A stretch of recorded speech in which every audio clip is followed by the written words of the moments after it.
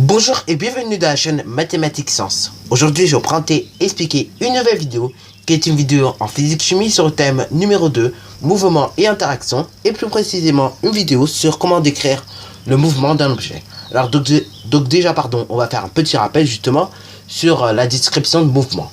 Donc pour décrire un mouvement, déjà on va devoir décrire sa trajectoire, ok?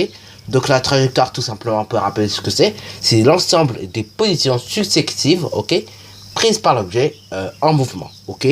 Et puis également, on va devoir décrire sa vitesse, si elle est accélérée, ok, c'est-à-dire donc si la vitesse augmente au cours, tout simplement, du mouvement, ok, et si la vitesse diminue également, ou si la vitesse est constante, ok, ce qui veut dire donc constante, ce qui veut dire la même, ok.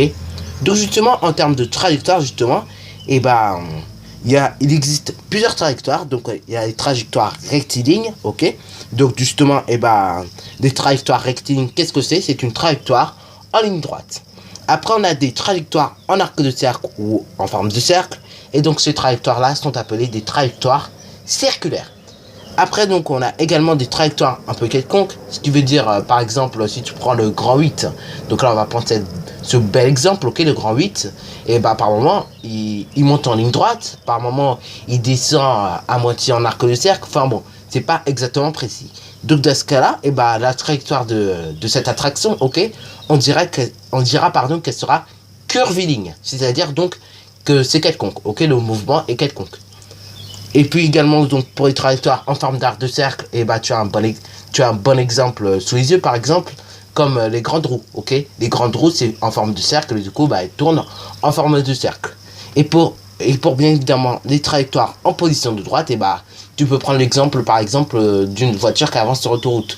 Ou encore, tu peux prendre l'exemple, tout simplement, quand tu fais de l'EPS, ok, donc d'éducation physique et sportive, lorsque tu fais rebondir une balle de hand ou de basket, ok, au sol, généralement tu fais des mouvements rectilignes, ok, puisque tout simplement, quand tu fais rebondir ta balle, elle rebondit tout simplement de manière droite, ok, en ligne droite, et dans ce cas-là, du coup, tout simplement, ce mouvement est appelé mouvement rectiligne pour les balles de basket et les balles de hand.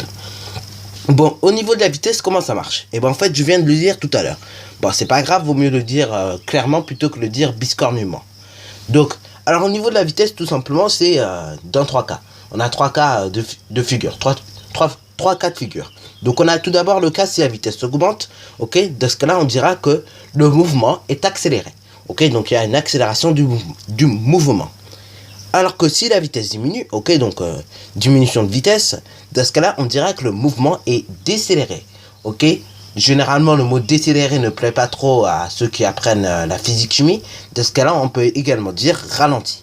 C'est la même chose. Décéléré et ralenti, ce sont deux mots, ok, qui disent totalement la même chose, ok. Et bien évidemment, si la vitesse est constante, dans ce cas-là, le mouvement sera, lui, uniforme.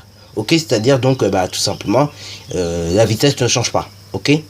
Bon, alors justement ce sera intéressant justement de voir en application comment on peut nommer tout simplement le mouvement d'un objet.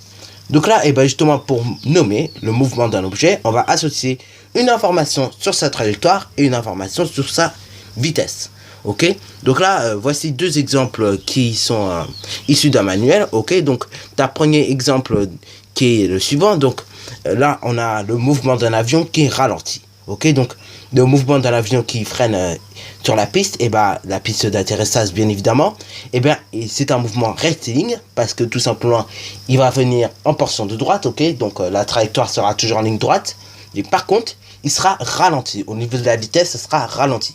Dans ce cas-là, on dit que c'est un mouvement rectiligne ralenti. Alors que là, tout simplement, pour le mouvement de la Terre autour du Soleil, parce que pour ceux qui ne savent pas encore, la Terre, elle tourne autour du Soleil. Et donc justement, voilà. Bien pour ça qu'on a les saisons et compagnie. Et donc justement, le mouvement de la Terre autour du Soleil est un mouvement circulaire, ok, uniforme. C'est-à-dire donc la vitesse est uniforme. Mais par contre, la trajectoire du mouvement de la Terre, ok, est circulaire, ok. C'est bon, bon, alors donc voilà. C'était tout donc pour ce sujet, donc en termes de nommer le mouvement d'un objet. Par contre, je voudrais vous rajouter quand même quelque chose en termes de caractérisation du mouvement d'un objet. C'est-à-dire que donc, ok, pour décrire un mouvement d'un objet, il faut d'abord une trajectoire et une vitesse. Mais par contre, tout va dépendre de l'observateur. Ok, tout va dépendre de la position de l'observateur, qu'on appelle d'ailleurs référentiel. Donc voilà, sur ce donc c'est déjà la fin de cette vidéo. Alors si tu as bien aimé, n'hésite surtout pas à liker, à commenter, et bonne réussite à toi en mathématiques et en sciences.